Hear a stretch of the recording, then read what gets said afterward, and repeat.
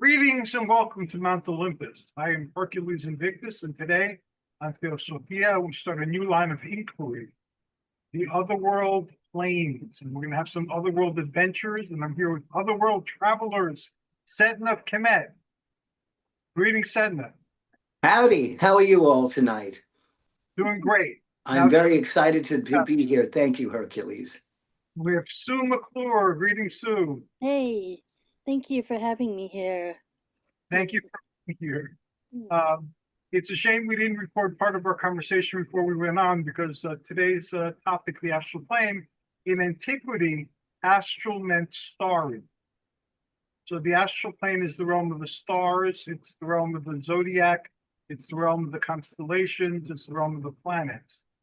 And the ancients hid a lot of their wisdom in the stars. And like Sedna was saying, it's been a long history of putting this information out there, and it's a projection from our inner mind. Thousands of years, thousands and thousands of years. What would you call it, Hercules? The Akashic records? Yes, the Akashic Akashic record. records. Yep. And there's a story in the Hebraic mythology, in the book of the Bible, about the Tower of Babel. And in the Tower of Babel, humanity was trying to reach the heavens, and the gods of the heavens did not want them to reach their abode. So they confused everybody with a curse of languages. And if you're a metaphysician or an occultist today, you find that a lot of things that people fight about are nomenclature. They're different ways of saying the same thing. And part of my particular mission, I guess you can call it, is to allow people to communicate by seeing that they're communicating the same thing through different symbols. So we're going to look at the astral plane today, and we're going to start with Setna of Khemet, since you've studied these things. I've been an astral traveler since I was 3 years old. I just was talking to Paul Dale Roberts about this.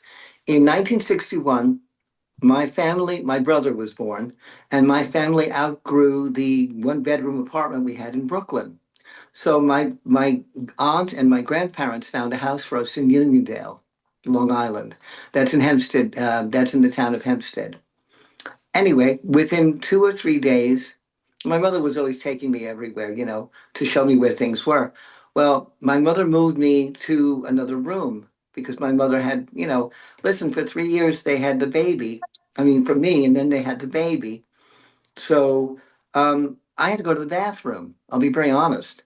And I was, mommy, and God knows what they were doing in there. But after all, it was breach of privacy for 3 years, So, mommy, and she said, the bathroom's right next to your room. So I went out of my room. I turned the light on in the hallway. The light went on. I opened the bathroom door. I did my business, and I was soaked. I left my body in the bed.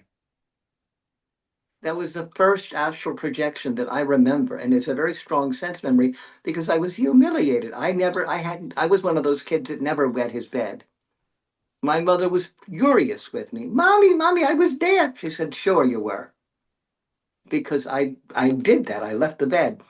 Later on, I was able to control things a little more, and I could move around the house and go into the backyard. I heard the trees talking. I felt the vibration of the grass, excuse me. I could feel the energy of people that had passed on around me. And then I learned through a guide whose name is Soren Siti, who is still with me, by the way, how to move into the past. And I guess it was 11th grade, I had a wonderful teacher named Mrs. Sullivan. And she said, I want you to write an essay, all of you, about what it's like to be, you'd love this, Hercules, a day in Athens, Greece, a normal day. So I went with Soren Siti, and he showed me a room. It was octagonal shaped, and it all had doors. And I said, my Lord, I need to go to ancient Greece. And I said, oh, take that teal colored or blue-green teal kind of door. I said, why? He said, because that's where ancient Greece is. And I opened the door and I saw pebble streets. I saw children playing with sticks and hoops. I saw butchers. I saw people, carts with donkeys. and melons and bread, and I could smell the sense of all these wonderful things, and I could hear the people speaking. Of course, it was all Greek to me. But I came back and I wrote this essay, and Mrs. Sullivan said, Michael, A plus. It looked, I mean, reading your essay made me feel like I was actually there. I was. Incredibly awesome. Sue, do you have any similar experiences to Well, share? yeah, when I was actually, I had several experiences throughout my life, and now I kind of do a little more in my sleep rather than my waking hours. But when I was little, I do remember that I was transported into a place where I kept seeing faucets. Faucets that were in different size and shape. They looked like they were going in and out. And then I saw water dripping. I could even hear it dripping. And I would have several nights of that. And then other nights I would find myself on the ceiling. I could feel the ceiling on my back. I don't know how it got up there. And then, my dad, he would knock on the door really loud, telling me to stop making noises. I didn't know I was making noises. Tell me to go back to sleep. So when he pounded on my door, I slammed back onto the bed. So that told me that I was floating. And I had several occasions of that. Um, now fast forward to roughly in the last few years, I have been learning how to remote view. I can actually get myself to other people's houses. I could even visit yours, if I wanted to, Hercules. You have to Mhm. give me permission. But if I visit your house, and you'll know that I'm there because the temperature will change. Um, I have actually gone to bed and I would ask, like if I'm not feeling well, there's actually a healing center somewhere. And you can actually go to these healing centers and they will fix you up. And I've been to these healing centers. They look literally like a glass pyramid. It's all glass. Mhm. Mhm. It looks almost like it looks like the rainbow glass. I don't know how to explain it. It's not like white. It's not opaque. It's I don't know. It just looks Would like you these call it like pastel. a Yeah, pastel. a prism or a Yeah, kaleidoscope? kind of, but it's a pastel. When I went up there, I saw pastel colors, almost like those seashells that when you look at it, they're white, but if you turn them a certain way, they got all kinds of different colors in them, bouncing off from the sun. So I went in there, and there's actually different places where you can go, whatever ails you. So, like, for example, I guess if you got a cold, you go over here. If you got, a broken bone, you go over there. And there's these platforms that you stand on, and you just kind of close your eyes and you give them your intention of what you need healing, and they will fix you. And that's how I get over my illnesses or pains or whatever very very quickly. So you can go to these healing centers. Um, so I have been known to do that. I have been known to actually, when I do have missions that I go on, because I'm also part of the SSP, so I get to see some of the missions that I'm going on. I don't know if that's Astral really, but they do take my consciousness and my battery power, if you will. I'm kind of like a battery for them. And I will end up being somewhere else for the night. Sometimes I get to remember what I did, and other times I don't. Um, see, what else have I done? That's kind of it. I'm so remote viewing is my newest thing. My Um, specialty is past life regression. And also, I go with my guide to what he calls the great record. And I see the person's past life. Um, I had an occult class, they called it, when I was in high school back in the 70s. And yeah, I'm that old. And my teacher um, didn't believe me. I had Soren CD tell him what his most recent past life was. His name was Richard Blaine. The past life, he was a Royal Air Force pilot who died somewhere over France. Well, Richard, the teacher, Richard, said that was a lot of baloney. Looked up the poor guy's the thing, found the man's grave outside of Rouen in France, and it was real. And he died in 1941, the end of 1941. Richard was born in 1942. Wow. and it's documented, and it's in the records at the Edgar Cayce Center, and it's also in the records at Nassau Community College and Uniondale High School. Wow. Wow, that is amazing. I can do that. Anyone who needs to know about a past life. After all, that's how I found out about Setna Khamwaset. And here we are, Khamwas and me together. Yeah, I got a chance Full to pair. do a past life thing too. It actually explained why food has been a big thing for me. Um, it was like around the year 900, somewhere in the Scotland area, and there was a village type place, and there was like a governor. He sits almost acts like a king sometime, or a leader. He sits in a chair in front of a room, and they didn't have like really a throne room. It was like a great hall. There was this one room Mhm. with a fire pit in the middle, and everybody would gather there. It was like, their grand central station. Everybody shows up there to talk, exchange, goods, or exchange business and stuff like that. It was basically a place where they shake hands, exchange business cards, so to speak. And so I was there visiting, and so the guy in front of the room, I actually liked him. And I guess I was trying to get his attention or something like that, and he didn't seem too interested. So what I did was I went over to their storage area, and they have on both sides of the village, they have like these food storage. And these are extra food. Everybody already has their own food storage for the winter, but this is extra, extra in case something happens and they need even more. So I went there and I set fire to one of them, and then I ran off, and then I made it look like I had nothing to do with it, and I was willing to help, inventory the food once they got the fire out. Then I inventory what foods did survive, and I said, "Oh, I'll help you." I went up to the guy that was in charge, and I said, "Oh, I'll help you with that." And he said that he was grateful for that, and so that allowed me to spend time with him, and we started to fall in love. And over the years, eventually we got married, we had kids and all that. I was at a tavern many years later, and I got drunk. And I actually blurted out what I did, that I was responsible for the fire that happened like 30 years ago. And the village was pissed. They were in trouble because during that time, and also um, during that time, when they thought there was other factions, that was the one that set the food storage on fire, so it caused battles and fights. So all of these wars were obviously unnecessary had he known the truth.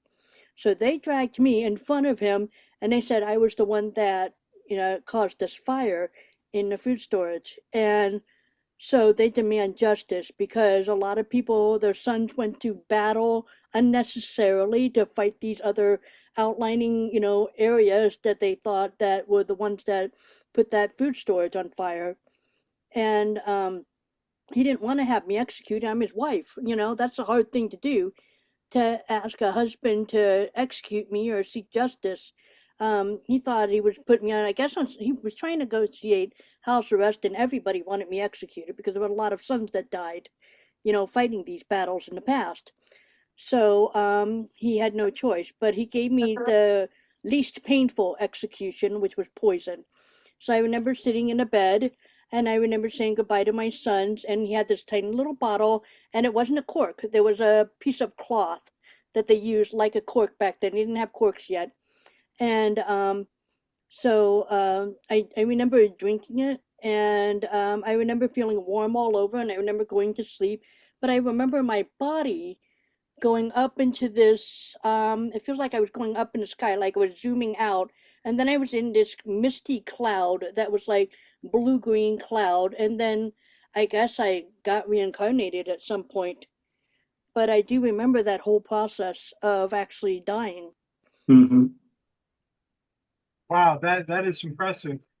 Now, a question for both of you, um, and then I'll share my experiences also. What is the difference between an astral experience and a dream? An astral experience is the energy that you are, your essence, leaving the physical body and going on a journey. A dream to me is something your brain produces to give you an answer, or maybe you had a bad pickle that night and you have a nightmare. It's something that your brain, because your brain never sleeps. You sleep, but your brain doesn't sleep. So I think it's a dream would be a teaching thing. An astral projection may be a teaching thing, but you have more control. There's a thing called an effective dream where you're controlling the dream. I've had them. But an astral projection is literally taking your energy form, your physical energy that's in your body, the electrical, your soul, and moving it somewhere. Okay, Sue, what would the difference be for you between your dream self and your astral self? Well, as Michael said, your dream is actually the real you. Your real you going places. Whether you are, your dreams are there to help you solve problems. Your dreams can be there to entertain you. Your dreams can be there to give you information. It can, I think nightmares are sometimes two things. There could be things, old energy that's stuck that could be bothering you. If your dreams are about the past, if your dreams are about the present of what's going on, then it might be something that possibly terrorizing you, and it's asking you to possibly solve whatever is going on, or help you to get help to figure out what to do with it, like find a breathing exercise to calm you down and stuff. But there's a silver cord that's attached, and when you wake up, it'll help reel you back in.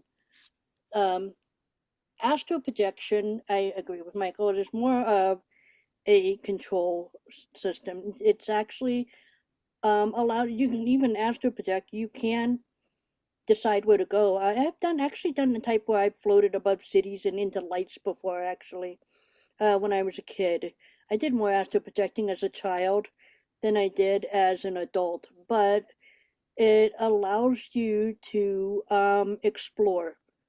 Astral projecting allows you to explore more than anything. It's kind of sort of like an Odyssey thing. If you know, there's the whole story about Odysseus and all that, and so astral projecting is almost similar to that type of exploration, only with the soul and mind attached together with it. Okay, I thank agree. What? I was just going to say, I agree with you completely. I really do. In my experience, they're not too dissimilar. Just like a lucid dream is becoming aware that you're dreaming in the dream, and then you can control the dream to a certain extent. You can have lucid moments in life where you realize that you're in an illusion, the Maya, it's called in the East, and then you can manipulate this reality, this dream, to some extent or another. And I found that aside from the things that people normally do with them, if you start experimenting with these states, they blend into each other. So a city can be a state of mind, like Newark. Oh, don't mention Newark. Reality of Newark is the reality of Newark, and then people have their own Newarks that they experience. Ah, That, no, I moved out of Newark three and a right. half years ago, and Yeah, no more Hercules. No Newark. I have that back stuff too. No. Astral, no Newark. No. Uh, Send that away. It was the most negative place I ever lived in my whole world, my whole life, and I thought that was Ronkonkoma. Ronkonkoma was pretty wild too. Oh my God, yeah. I lived right 2 blocks from the lake. The mosquitoes had the word Stanley attached to their legs, or Black and Decker. And so Probably says Acme. the dream can be a state of mind, a place in a dream. So the places in our waking reality can be states of mind as well, that get us stuck or uh, in prison until we find a way to free ourselves from them and create better circumstances for us, as you so wonderfully did in these past few years. Well, I got to tell you, I had one astral projection where I'm able to be seen like they're blue spheres. Right. As you're blue, they're blue, little blue balls, someone said, little flying spheres. And I had a teacher who I thought was adorable. I was, everybody knows I'm gay. I was in love with him. I thought he was gorgeous. And every night I would I would say astral project, but also remotely view into his room. And I saw it, I described it one day to him, and he goes, "Oh my God, Michael, you're the ghost. You're that thing that floats around in my room. That's you." I said, "Yeah." And we were still friends till he passed away. He was quite a bit older than I was. I don't know. Uh, how old are you in seventh grade? I was 12, I think.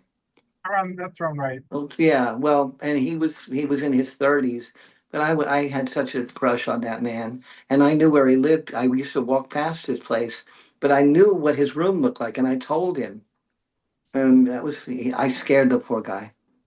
Yeah, I had experience like that. I'll share two of them from my younger days. I had a crush on this young lady who's also very sensitive and psychic, I guess you call it, that's what we called it back then. And so we started doing a lot of experimentation together. And I'd never been to her house, but I imagined myself, I knew where it was. I imagined myself rising from my body, and I imagined the silver cord, and I imagined myself traveling over Washington Heights, and then the Bronx, and then deeper into the Bronx, turning right to go toward the Bronx Zoo. She lived near the Bronx Zoo. So then I've seen the outside of her house. I imagine myself going inside, and she was taking a nap on her bed. It was a four-poster bed, and I looked around the room, and then she woke up, and then that broke the experience, and I came back to my body and got up from the couch where I was lying down. And then my phone rang, and she said she had this dream that I was visiting her. And I started describing her room in great detail, and all the tchotchkes and all the items and posters and things like that. And it was right head on. And I've had other experience like that too, where somebody was trying to reach me psychically, so they went to the altar, and I found myself, I was at the time physically, I was going to sleep.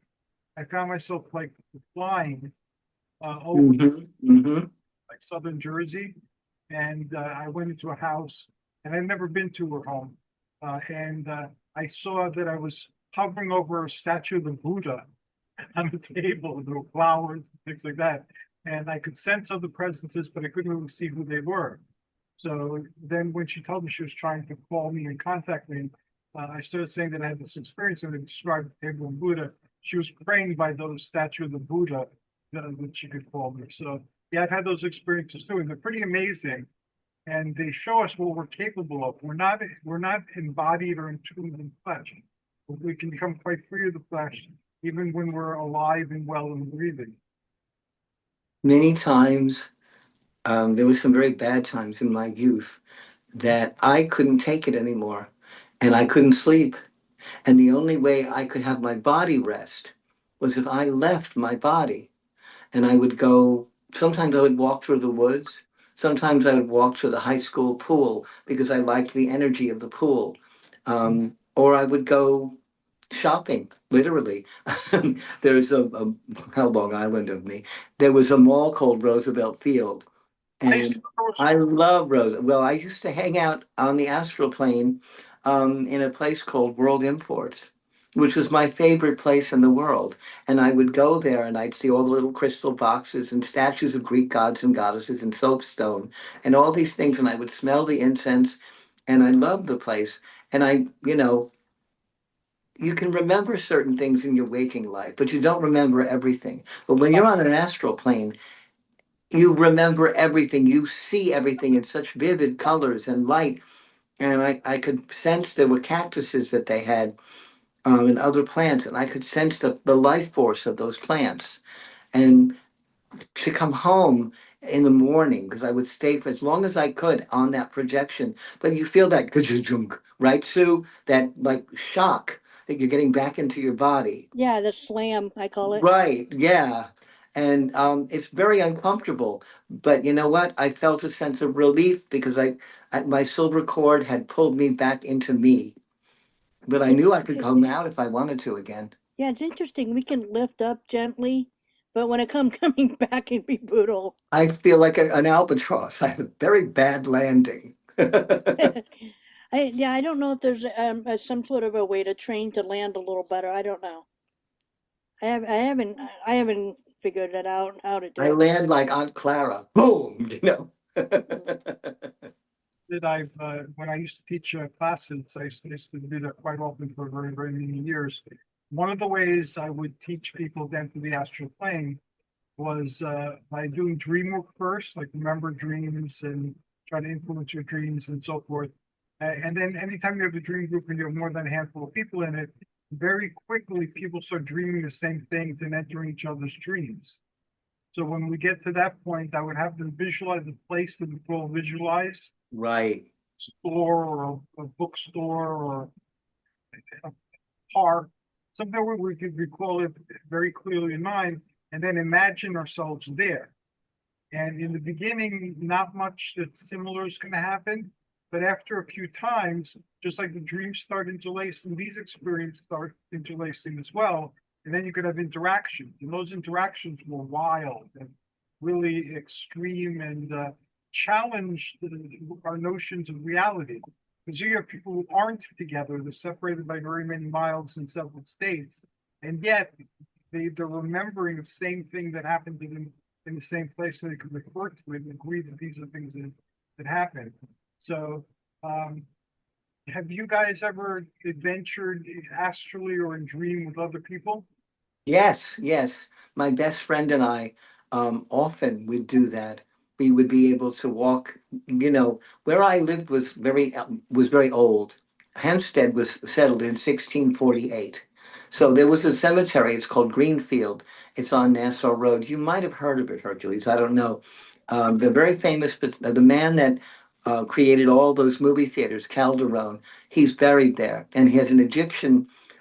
I was drawn immediately. I'm going to call it the proscenium of that mausoleum has the winged sun disk, and then there are lotus columns, and then there were stairs going way up. It was made. He died in the 20s, and there's an Art Deco angel on the top of the stair. It's a stairway to heaven, you know. And I would meet my friend. We would be at the gate of that cemetery, Daniel, and we would go and we would walk all the way through there, and we're photographed. There was a fellow, he's a year younger than I am from my high school, and he took a picture of us, and he saw I had a red cape according to him. Daniel had a candle and a crystal ball in his hand, and you can actually see the picture. He saw that energy. So what I believe is that your vibratory, your life force is part of that is what leaves your body. And I think that's why you have that ka-choom back coming into it, because you're reconnecting that. It's kind of like when your phone's running out of power, you plug it back in and the light comes on and it receives the power. I think that's what happens with your astral projection, that you're refreshing yourself because your lungs and your heart and your brain are all connected again to that spirit. Those are very good analogies.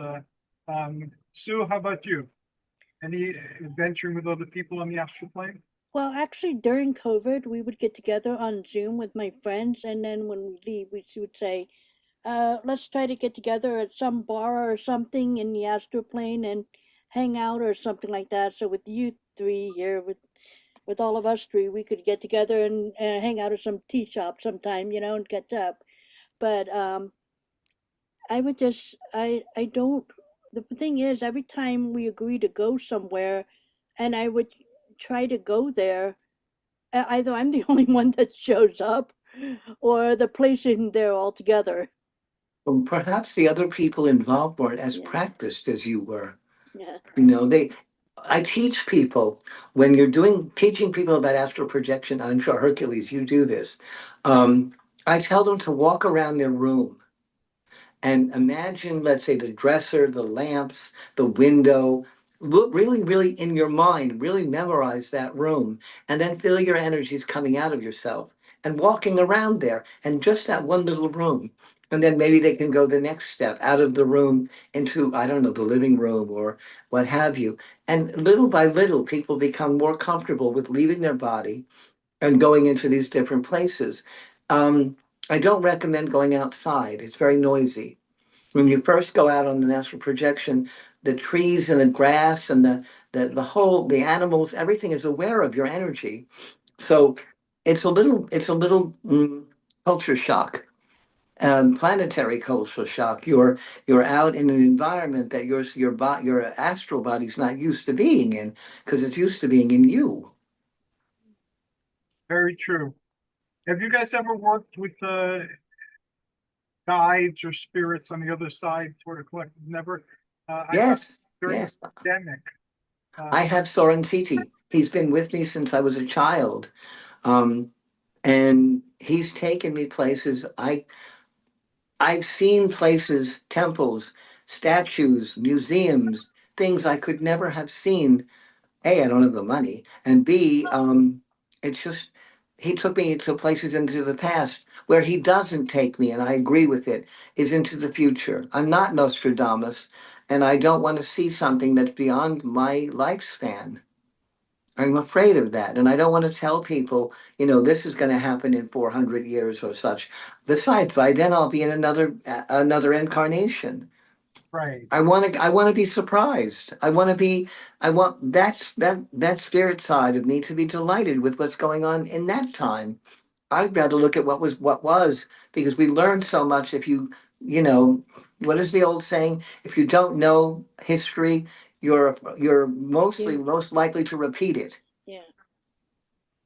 So I'd like to know what was going on before Michael. I do. I'm very much do. I know my past life, my name was Patches. I was a cat. I remember, like Sue said, the only thing I remember about Patches was her death. I've said it on other shows. I remember being in a pebble road. I believe it was in Nebraska. There was a farmhouse to my right. It's going to look like left on the camera, but to my right. And there was a silo and a big barn. Everything was painted white. Then there was a flagpole with some rocks around it, also painted white. I looked over to the next farm, which was just across the road. I saw fences, and I saw my little kittens running under the fence. There was a wire fence and a picket fence. They were chasing rats. Of course, this is I guess, a corn or a wheat field. It was Nebraska. I guess it was a cornfield. I don't know. I've never been to Nebraska as Michael, so I don't know. Um, and I'm watching my last kitten get into the fence, and I hear crumbling. It sounds like crushing cellophane. What it was a 1939 Ford truck barreling up, and I hear and feel my body crack. Yes. And I see a girl running out of it's horrible, but I see the little girl running out of the house, and she's screaming, "Oh my God, Patches, Patches!" And then everything goes dark. I suppose my cat died, but I remember that vividly. Wow, that is impressive. Mhm. You have memories of specific incarnations as well, I'm imagining. Well, I said Nahamwa said I do. And there are others I don't want to talk about, but the one before Setna, well, well, it's embarrassing. I know that one of my later lives beyond Patches was a cobra. He lived in India during the time of the American Revolution. I saw redcoats running around because they were in India. I could smell that musky odor of decaying leaves. I could feel the rustle of the leaves against my stomach. And I felt myself go down into a dark hole. I was chasing other snakes. King cobras do that. I wear on my finger a king cobra to remind me of that past life. But I remember it. I don't remember too much about it. I just see glimpses of him. Um, the the next one up, which is closer to now, is in the 1800s. Um, this is bad. I was a French prostitute. My name was Catherine Lafleur. I lived in Paris in the Red District. I knew Toulouse-Lautrec and Gauguin and all the people. I was aware of them. And the only reason I knew that life was I speak French. I'm fluent in French, and I'm fluent in French better than I should have been. How many of you took languages in school and remember nothing? I remember a little And Spanish in school and Greek. I grew up with them in school back well, then. Greek, I'm sure Greek you still speak because it's every day, but je suis très fluent en français.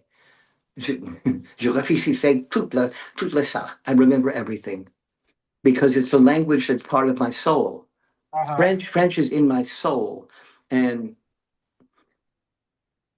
when I saw a poster of the Moulin Rouge from Lautrec, I remembered him drawing the picture on a napkin sitting in the Moulin Rouge.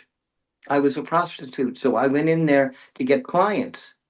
But I remember him drinking and smoking, and the smell of the wine and the beer and the sweat and God knows what else in the Moulin Rouge. And I remember touching him on the shoulder and saying, "Bon, monsieur, very good."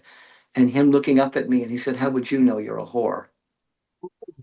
In French. And I thought, oh my God, that's so mean. But that's all I remember of her.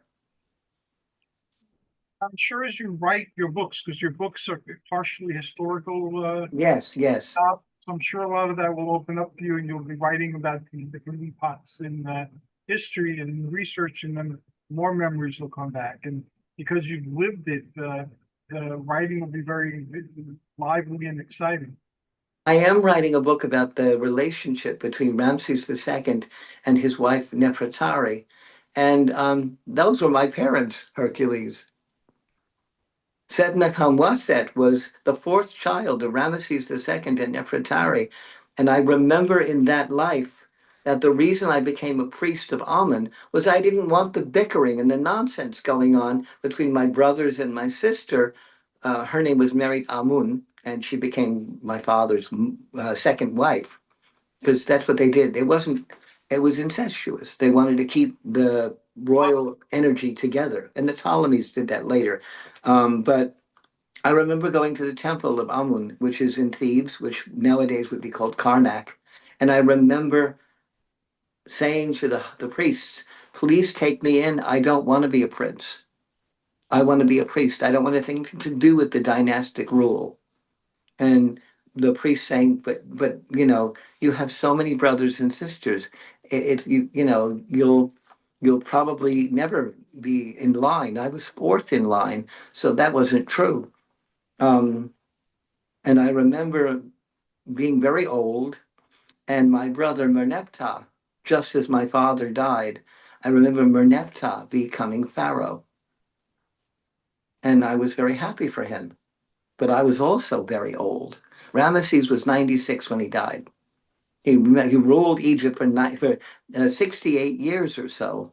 And nobody ever remembered any other pharaoh. But when I saw his ring, Kamwes's ring, and I saw the stele, which I've shown you, I almost had a heart attack. That ring, I was like, hey, that's mine. Give me that back. And it was in the Brooklyn Museum. I'm like, wait a minute. I've had that with items too. It's like, hey, Yeah, you know it's yours. how about you, Sue? I talk to my spirit guides all the time. I've talked to God. I've talked to any connections from any other realms, but I have never, that I can think of, have been in the astral plane with them that I know of, unless there's something that I need help with and or need to learn something from them. But I specifically cannot remember a time. But when I meditate, I am hanging out with them. There are many times that when I meditate, we go into this area that's like a cloud and a whole bunch of rocks where you can just sit, like big boulders that are flat on top or round or chiseled everywhere else, and you kind of can just sit there and talk or stand up and talk. And I remember I would ask them for help for things, especially to get me through the hard times. I always needed their wisdom. Well, right now, I see behind you, there's an old Catholic priest. I see a Buddhist monk, and I see a female Buddhist monk.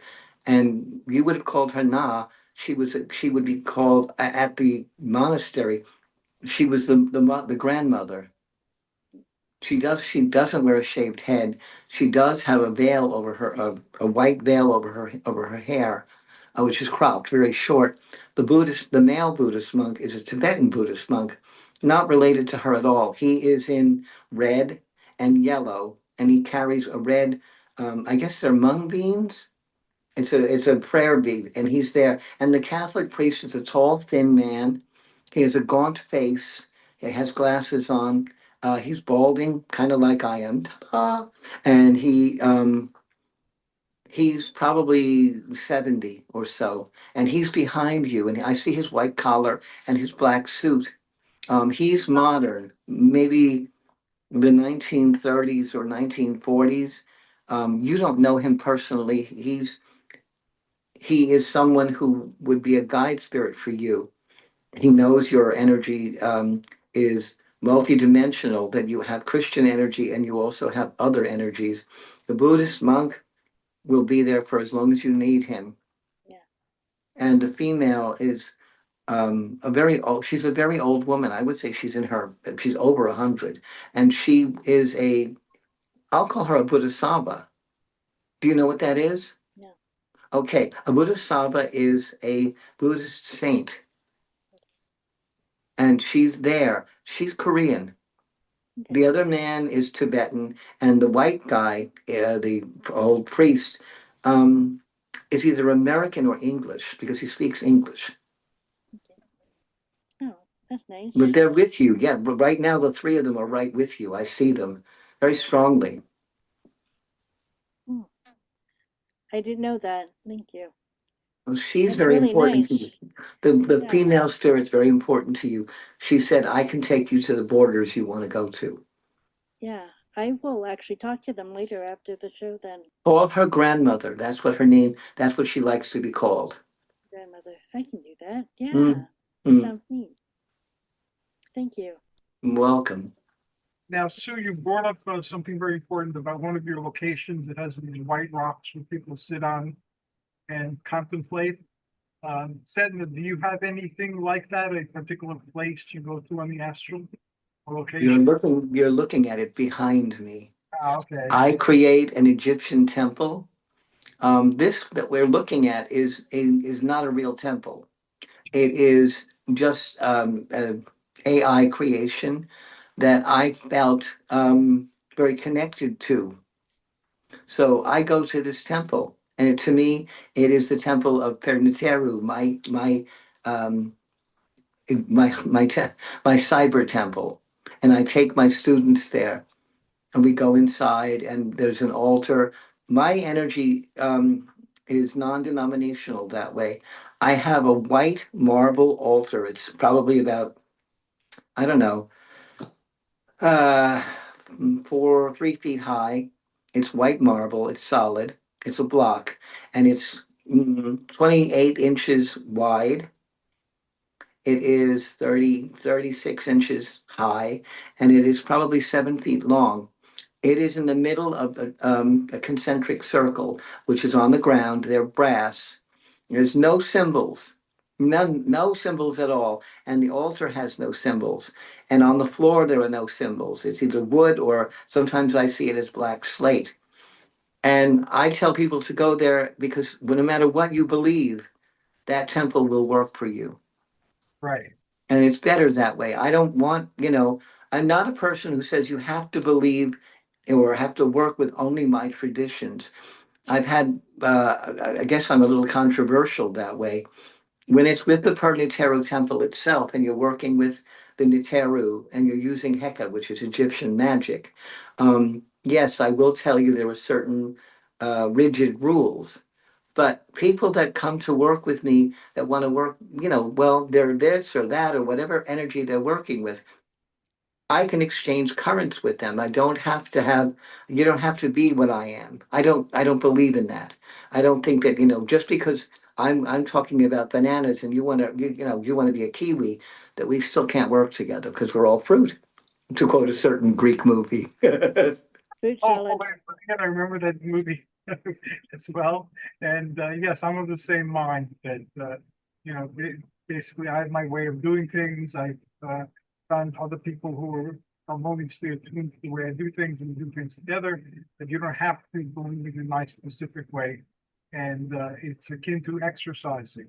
If you want to be a bodybuilder, you have to do certain type of exercise. If you want to be a runner, if you want to be a swimmer, there's some basic things you need to do. But if you just want to be healthy, you learn from anybody who exercises or diets. Exactly. Yes, it's exactly the same. I mean, almost all of the religious, metaphysical precepts. If you look at, I don't care what book you're looking at, the Rig Veda, the Book of the Dead, the Egyptian Book of the Dead, the writings of the Vikings and their sagas, or Native American chants, or what have you. All of those things, they all have basic things. Look at, for instance, Osiris has his enemy, who was his twin brother, Set. You have Romulus and Remus. You have um, Cain and Abel. You have the left-handed and right-handed twin of the Iroquois. They're all the same story told differently. Different. Yeah, one's good and one's bad. You've God in the ancient Hebrew traditions. You've got Jehovah, Yahweh, and you've got Satan. They're equal, and one is totally negative and one is totally positive, supposedly. Except that the original devil was called the Advocate. He sat on the left hand of his brother God, and he said, "Psst, psst, psst, psst." The story of Job proves that.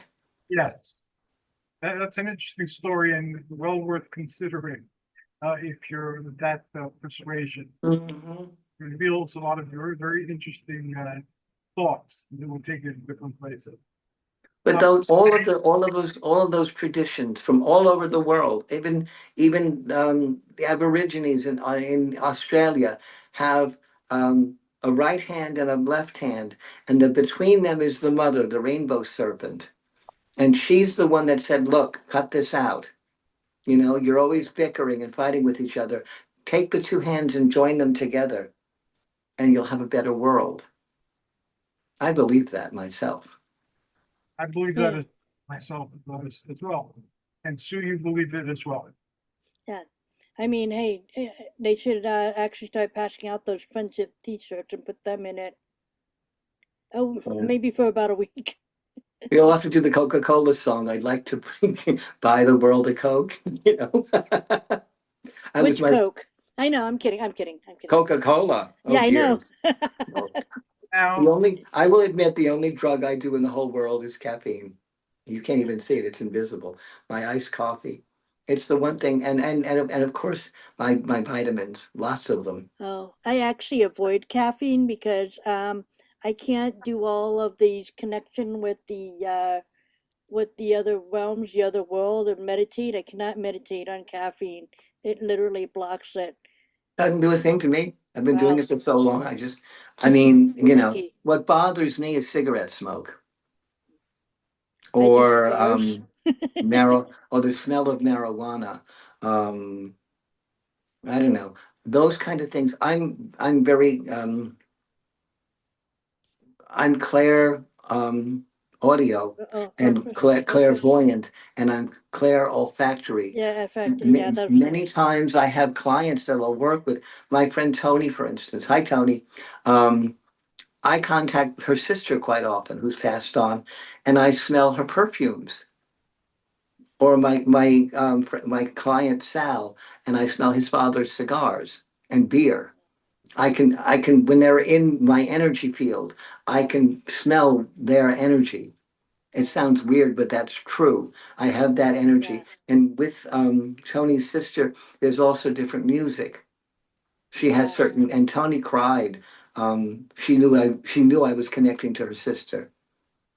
But when you yeah, send that energy to me, I'm perceptive, and I know you are. We yeah. can we can draw it into ourselves, and then we see the picture of the person. Yeah, I can see things, I can hear things, I can smell things. Hmm. A lot of times I can touch things too, like if I can feel somebody giving me a hug, or something, and I don't know where it's coming from, but I accept hugs. I love hugs, so it Mm. doesn't matter if you can be from a different dimension, give me a hug, or this dimension, give me a hug. I totally accept it. I'm fine with it. Now, I'm starting a new journey. I started the journey actually with Setna and Amon. And Amon can no longer join us because of his work schedule changing. So that experiment is being shelved. And I'm going to start a new one that involves the different other worlds. So today we explored the astral plane a little bit. I'd like to explore the anima mundi next, or the etheric plane, as it's sometimes called, or the folkloric plane. Because that's where the folklore entities live, the elementals of the alchemists and the Oh, they're very well known to me. I've been since I was a child, and we just got over Mercury retrograde, and I I'm petrified because I have 7 planets in Virgo, and I always know when it's happening. Some women get premenstrual, I get pre-Mercury, and I know for 2 weeks before and 2 weeks after. It's not fun when you have as many planets. Martha Stewart's afraid of me because I have this, I'm OCD times 10. Thank God my roommate's a mess because I clean up and I have to, you know. And there's somebody new in my life, and he said, "Well, I'm not the best housekeeper." I said, "Don't worry, I am." there you go. That's awesome. No, I can't. If the dishes aren't done or they're in the sink, I can't sleep. Or if a chair is not where I know it was when I'm chasing the cat around to let him go to sleep, I can't sleep. I have to be, my house has to be in order. For me, it's other parts of my universe that have to be in order, but I understand things in order. And like you, I have a lot of little things. I'm tchotchked to death. Me too. And they've all got to be the right way or moved the right way, or God forbid one crystal is out of place. I go crazy. I'm the same way. I'd Oh, like wow. you guys on this adventure. Are you interested in being part of this adventure? Oh, definitely. Yes. Sue, how about you? Me, I'm actually not a neat freak. I don't know what it is. I talked to Oh, Michael not about it. not a needless adventure. No, I meant Oh, my ventures. Okay. I'm sorry. exploring the other world. Would you like to join us on this journey? Yeah, I could do that. I've actually gone to many different worlds.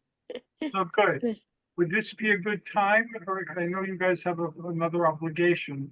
Would you like me to pick yeah. another day if this one's not an optimal? Well, what if you make it like 9:30 or quarter or 9:45? It's difficult. Okay. Yeah, another day probably would be Well, better. I mean, I won't say who, but a dear friend of ours, Sue and I were just on another journey, shall we say. And we left early because we knew, but that I was asked to be on that journey today. And I already knew I had a commitment with you, Hercules, and I will never not honor the commitments with Hercules. I don't care what happens. Hercules is my superhero. I am extremely honored and humbled. But Please.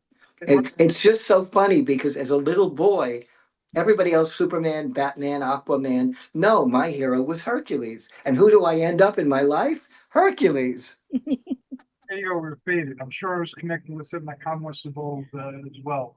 Oh, he's too much. I love coming here.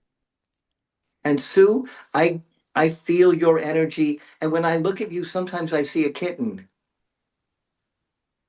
A beautiful, like I think it's a beige cream colored kitten.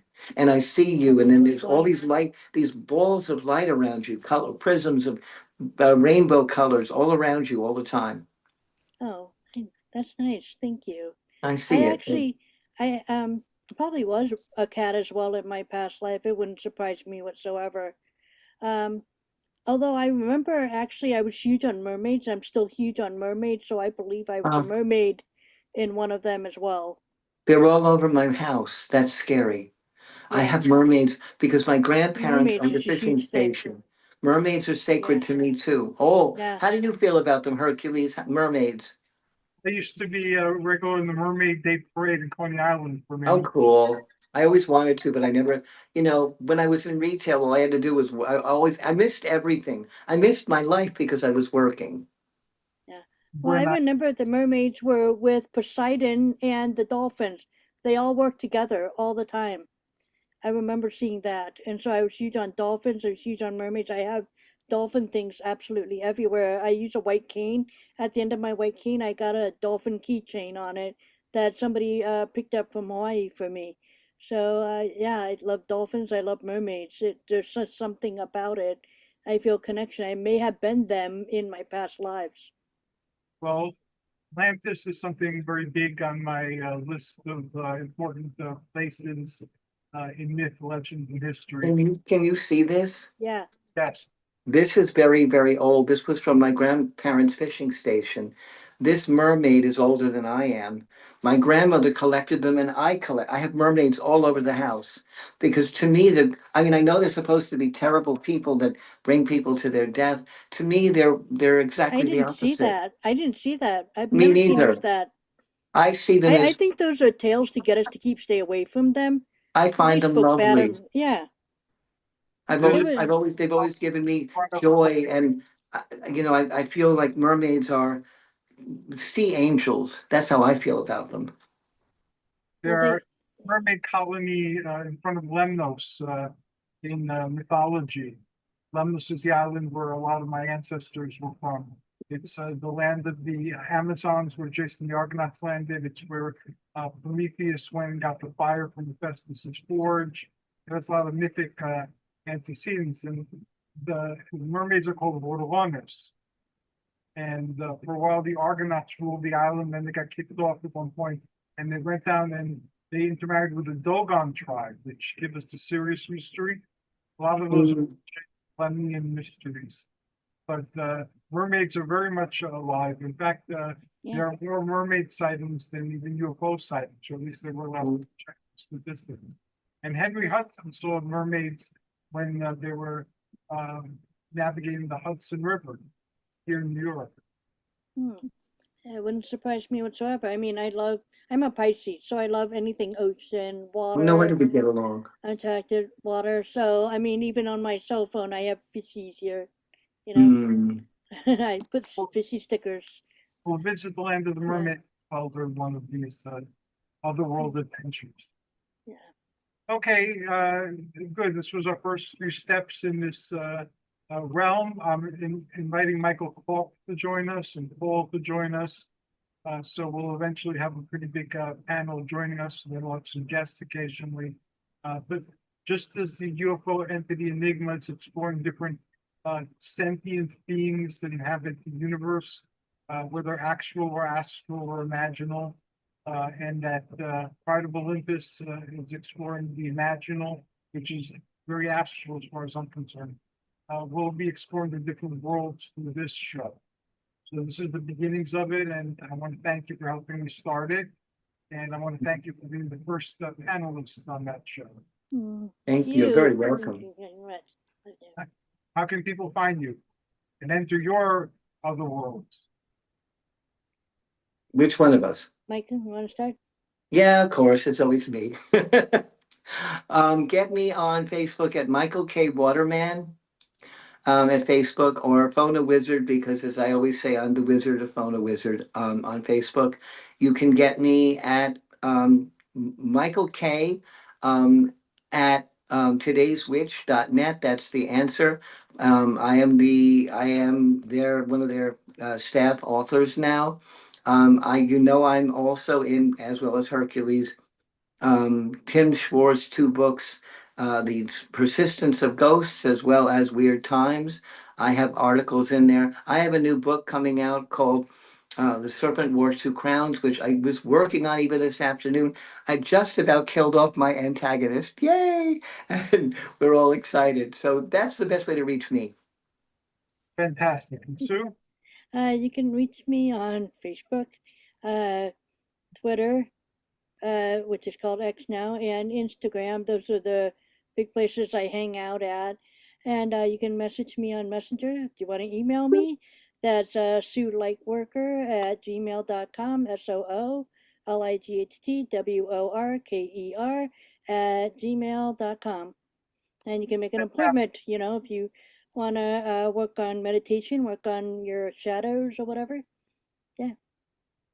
That'd be awesome. And you guys are coming back on Wednesday Yeah. To discuss meditation and your meditation practice. And I'll give some basic instruction on meditation, and I'm making that part of my optimal wellness quest. So that it will chronicle. look forward to the that. Thank you. Very for important inviting- to do that. Yes, definitely. Thank you very much. I'm honored by your having been here, and I look forward to future interactions. Have a wonderful day. You too. I'm gonna miss you all so bad, and I'll see you soon Wednesday, and you too, Hercules. Good night, everybody. Good night.